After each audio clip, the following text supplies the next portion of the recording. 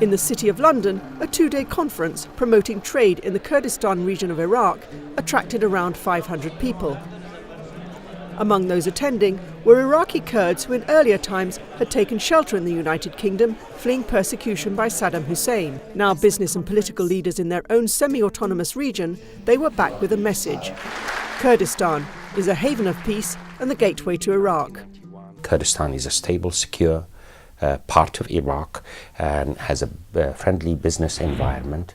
And I cannot think of a better place to set up a base to service this promising emerging market of Kurdistan and the larger Iraqi market. Anyone taking up the invitation would be joining some big names already there. I would like to encourage those of you who haven't yet been to Kurdistan to go and see for yourselves what is possible, to see for yourselves why brands like Pepsi, Coca-Cola, Lafarge, Rotana, Lufthansa are investing and doing trade with Kurdistan and Iraq. But despite the promise of a bright future, the dark past was also present. The people of Kurdistan have survived a difficult and tragic history. Under the previous regime, we suffered what has now been recognized as genocide. Our people were forced to flee their homeland and many times over the past several decades. After chemical attacks and the destruction of more than 4,000 villages and agricultural land, it's a remarkable story of survival and rebirth. I don't think that you can find an example in history where a group of people, an ethnic group of people, have risen that far in that short a period of time.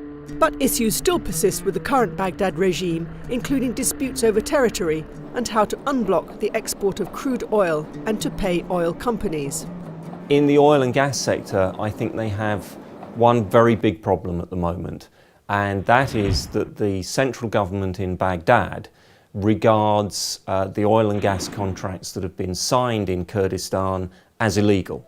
With an estimated 45 billion barrels of oil reserves and 3 to 6 trillion cubic metres of gas in the area, there's a huge amount riding on negotiations with the central government. The Prime Minister is hopeful.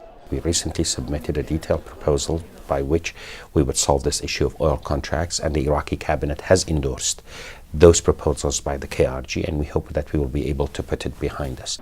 For some, it's a case of reconciling two completely different philosophies. In the Republic of Iraq, everything is still thought of kind of like when Saddam Hussein ran it. Everything was centralized and it was government control, and that's the way they're running the oil industry there. In the north, in Kurdistan, it's entrepreneurial, and capitalism is far more profitable for the people.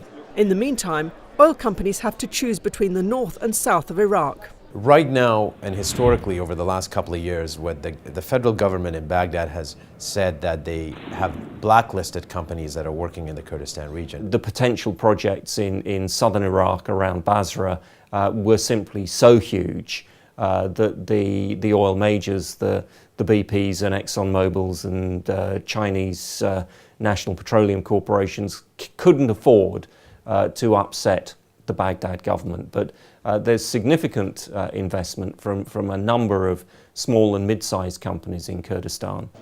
One foreign entrepreneur in the embryonic tourist industry has achieved the dream of making Kurdistan a gateway for business to Iraq.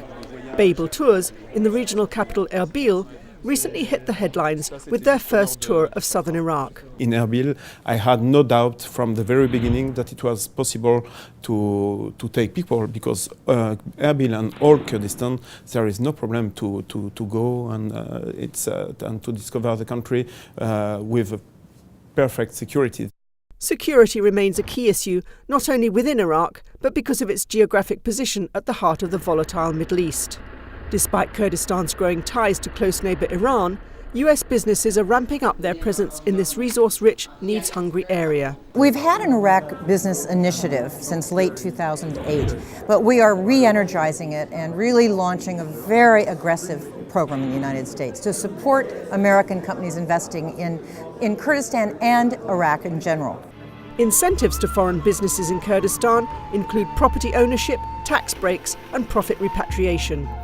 With $13 billion of foreign investment to date and an economy growing faster than the rest of the country, the signs are the region could prove a safe economic haven while Iraq sorts itself out.